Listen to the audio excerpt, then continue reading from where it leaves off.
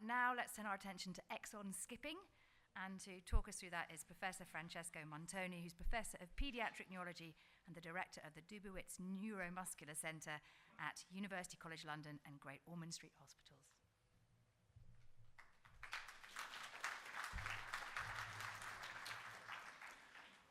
Good afternoon, and again, thank you for inviting me, but more than anything else, for organizing such an important and well-organized meeting. I think there is a link between what Volker said before and what I'm going to say.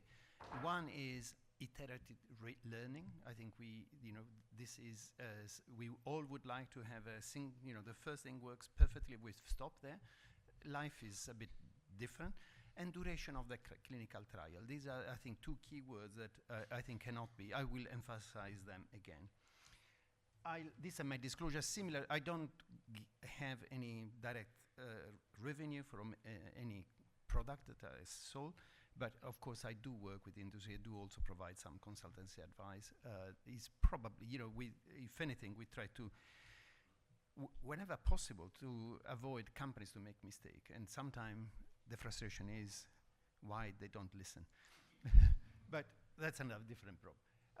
So I think that I will not do, as Volker said, mentioned, to go a deep dive into antisense oligonucleotide, but I will just say why there is so much diversity. You would think, well, why did you need more? In actual fact, many years ago, in another charity event, we and Annemike, who is here, were criticized because there were two efforts in parallel. You will remember this was 2004, something like that, and because the two efforts, academic effort, were going in parallel, and we were in inverted comma competing, but actually, to be honest, learning from each other in a very important way. But I will explain why there are multiple antisense in development.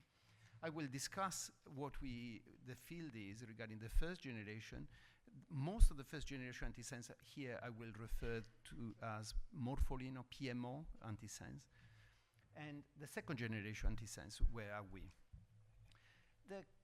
This is not a comprehensive, on the right-hand side, is just an example. This example is for you to appreciate, and this has been published 10 years ago. I can guarantee I will need 3 slides to demonstrate what is the variability. It's like to say cars.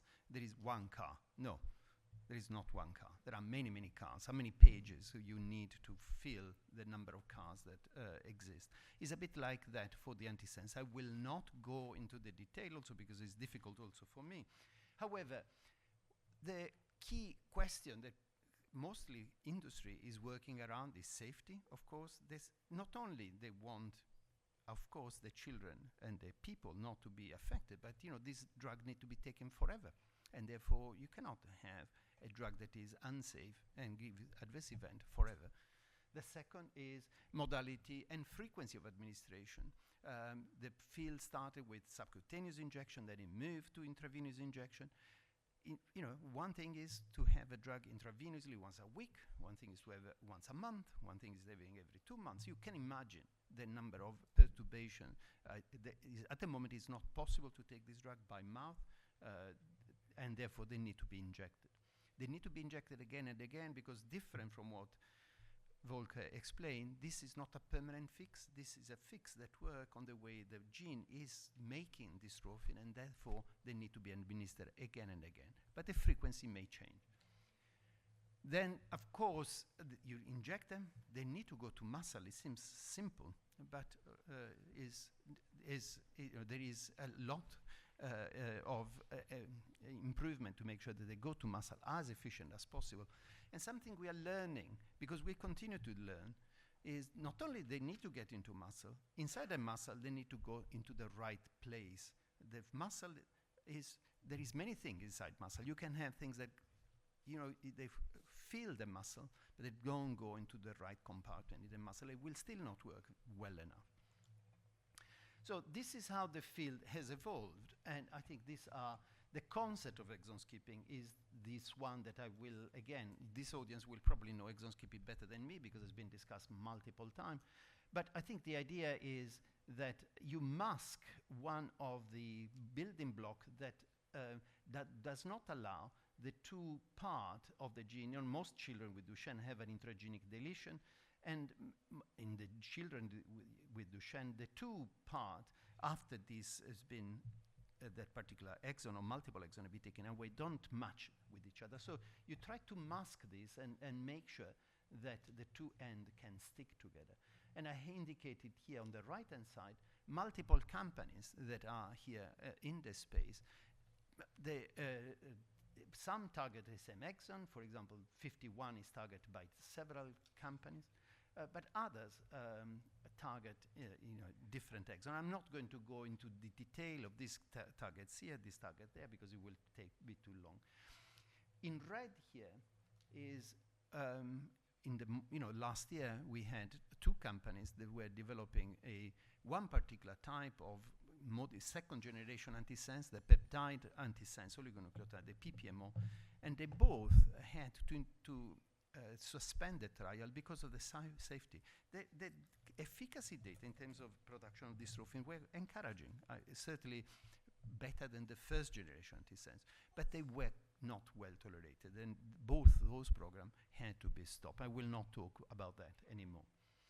I will start, however, because with the more recent data, and the more recent data, if I could go back to this one, this is, I suppose, one of the difficulties in moving into a therapy. It's difficult enough to recruit in children for givinostat, for vamorolone, gene therapy, but there you can recruit most of the children, irrespective of what mutation they have. There are few exceptions. But for the gene therapy, of course, if you're skipping exon 51, there are only a restricted number of people who would benefit from that. If you're skipping exon 53, the same. So one trial that was done by one company was to merge together people with DMD who could benefit from either skipping exon 51 or 53. So the two, bringing together the two cohorts in order to have sufficient number of people to make a large study. This has been, the Essence study is the largest study that's been done on exon skipping so far. And this was concluded just a few months ago. And this was a double-blind placebo-controlled study. And a group of people received placebo, and a group of people received either an exon skipping drug for skipping. I did say 51 is a mistake, 53 or 45. And at the end of the study, therefore, the expectation was that there would be sufficient difference in the trajectory of this patient. And of course, this need to be statistically significant to be, for the study to be effective. Unfortunately, the study did not meet the primary endpoint. There was a divergence after a period of time of the trajectory, but this is, as you can see, clearly not statistically significant. These data were released probably not in November, I think. And I think that as you can expect, there is a lot of try to dwell into the data on try to understand what the data are telling you, and is there anything that perhaps even such a study could have missed. Then I think we enter into what Laurent will say. These are the post-hoc analysis that they have limitation, but I think that we still have to look at the data and see, is there something this data telling us apart from the fact that it was simply a failure of meeting the endpoint. And there are two things that I will not necessarily try to provide a justification for this, but tell you, and I think this theme will come again, is this study was designed maybe 10 years ago, and I think at the time, the understanding of exactly how to match people and match the control so that you can have as coherent group of people was probably not as good as now. And I can tell you, in 10 years' time, will be better than now. So when in a post-hoc analysis with the limitation of post-hoc analysis, the company applied a refined 2025 prognostic score, not a 10 years ago prognostic score, then they could demonstrate that, meaning when they were able to match properly with this more restrictive score, they found that there was a statistical significance. This is post-hoc.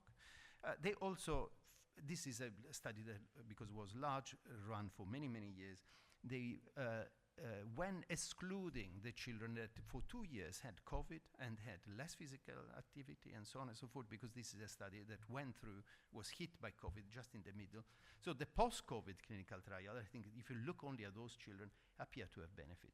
You need to take this as, as post-hoc analysis, but I think there is learning for all of us, if irrespective of what you think.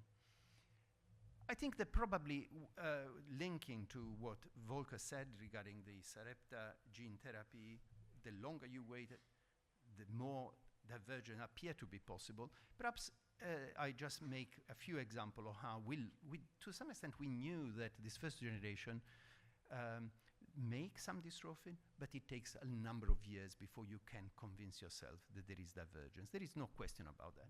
And this was demonstrated a long time ago for one of the antisense at the Pilsen. So it's really, before you are at 3 years, there is no difference no statistically significant difference in the walking time, the number of people who stop walking if untreated. The same, this is a work we've done also with Volker and Laurent many years ago, using, if you like, with the European funding, but also in consortium with Sarepta, that before 3 years, you could not really identify a credible difference in this parameter.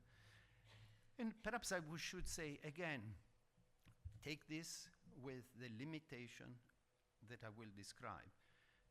But still, data exists. It's been peer-reviewed, it's published there. So if you take the data on one of these particular antisense that has been available in the States since probably 2016, so that now there is sufficient evidence of the use in the community that you can start to see whether there may be an effect on mortality. And I think therefore, this is not a randomized study. This is looking at medical record. There will be biases. But I think that I think for me at least, make biological sense, I don't like magic, is that those people who were exposed to the drug for 4 years or longer, those were the ones in whom there was an advantage in terms of survival, this respiratory survival, potentially cardiac survival. While if you were exposed to 6 months or to a year, 2 years, this was not detectable. So that I think is post-hoc, but is an observation study. But I think it is something that has just been published. I think that this same backbone, the same chemistry, I didn't say this is just a straightforward morpholino, is being used by another company, NS Pharma, and they have a very interesting project, both by skipping exon 53, and also I will mention other exon. And I think again, the early data from the group of Eric Kaufman and so on, and a Japanese group that work in parallel, suggest that there could be divergence. Maybe this divergence was, at 25 weeks, maybe, if you like, a very short time. The question is, was that a signal that was a absolutely robust signal for a small study? And indeed, the company did a similar to, if you like, what Sarepta has done, demonstrated after a randomized placebo-controlled study, a properly performed study, divergence. But at 48 weeks, this divergence was not statistically significant. This does not mean the drug does not work, but that based on what I'm telling you, maybe it was too ambitious to think this drug will achieve a statistically significant divergence.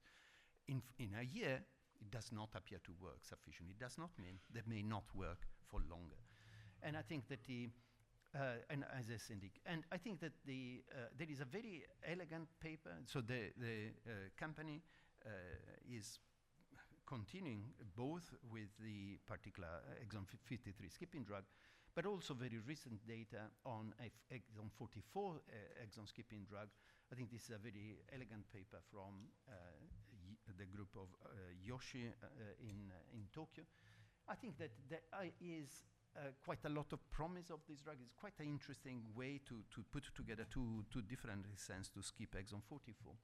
And I think that the data from the efficacy of these have been presented at the World Muscle Society. So this is an open label study, not a randomized placebo control study, but I think the data are encouraging, and I think that, watch the space also for this drug.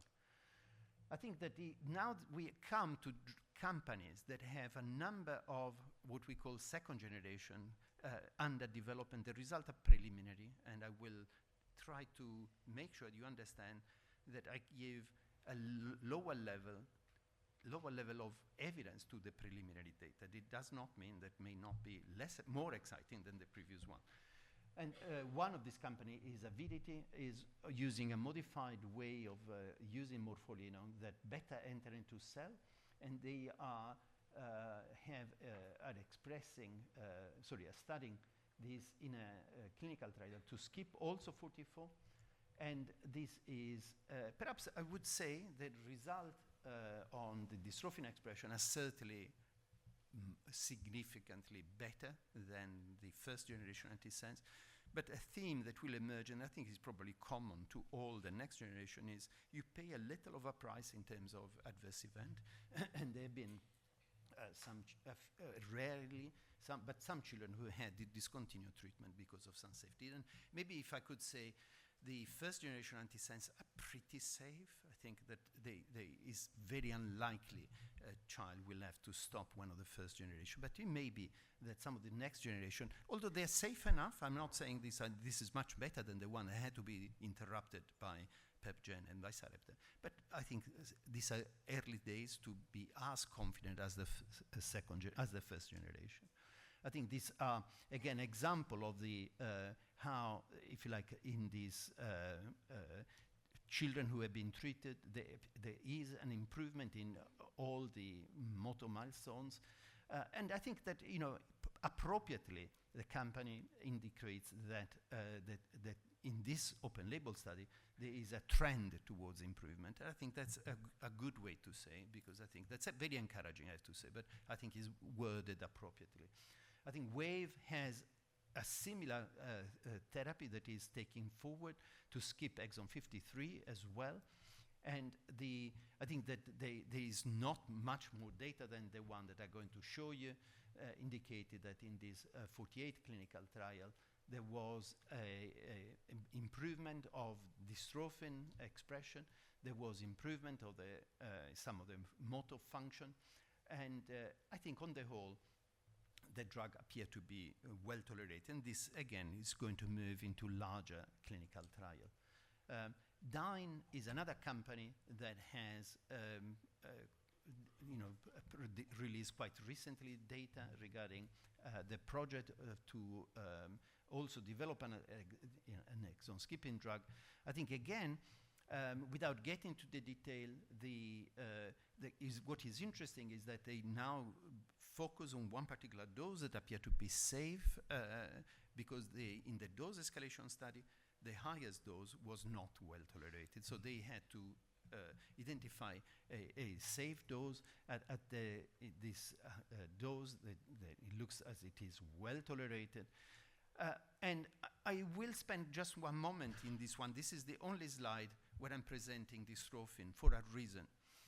Firstly, is that in this particular, these are the same children, and you say which number you prefer, 2.8% or 5.4%. This is not a trick, and there is not inappropriate ways, but I'm drawing your attention that there are different ways to measure dystrophin, and you need to be careful how you interpret the result.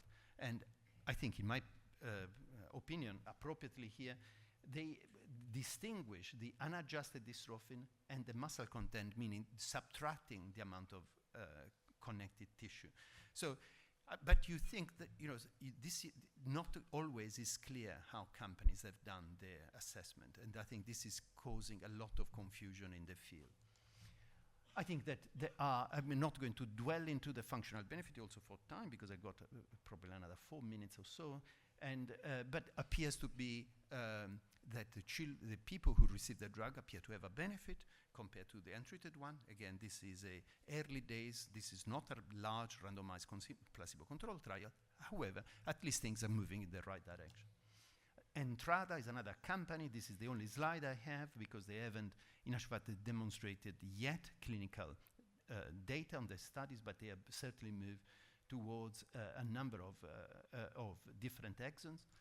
There is a Biomarin who is recruiting at the moment in UK, also no clinical data or protein data that are widely available, but I think is a study that is ongoing. And this other company that is SQI Therapeutics is also nearly finished a study that was performed exclusively in France, to the best of my knowledge. No data that are available. I asked this company, but this is all what I could get. So this is the take-home message, and I hope that I've not exceeded that time. So firstly, I think it's quite amazing the number of antisense oligonucleotides that are out there. And there is learning from one to the other. So, and I think it's good that there is competition. The second, I would say with a hand on my heart that the first generation are probably one of the safest drugs, with the problem that you need to give them intravenously every week, that I cannot take it away from anybody. But they are safe drugs. The second generation, we need to see whether they are safe. They're certainly more effective, but we need to see whether they are safe. Please do not make comparison between my dystrophin is better than or more than the one of Volker. In actual fact, many of us are involved with, for example, the Duchenne Parent Project in the States in a work to try to provide some clarity. With Annemika, we're involved there in terms of understanding and make sure that the public, investigator, and the companies understand how to phrase how much dystrophin they have. I think that there is a continuous learning on optimal inclusion-exclusion criteria, especially for matching and for propensity matching. I tell you, we are learning every month. We learn a little better how I can properly compare myself to Volker if we're going to run, so that make sure that there is the handicap correction because he's younger, and otherwise would be unfair on me. And I would say that the antisense field remaining a very promising field, but the journey is not finished. I want to thank the people here. These are the people who more closely work with me. I think that I received some funding for developing and continuing understanding how antisense oligonucleotide work from these three funders. But I think, again, in this particular field, we're really doing quite a lot of work with the Northstar to better understand, and other networks as well, to better understand propensity matching. How do you understand trajectory of people and what determines these trajectories? And I hope I haven't spoken too long, and I shut up now.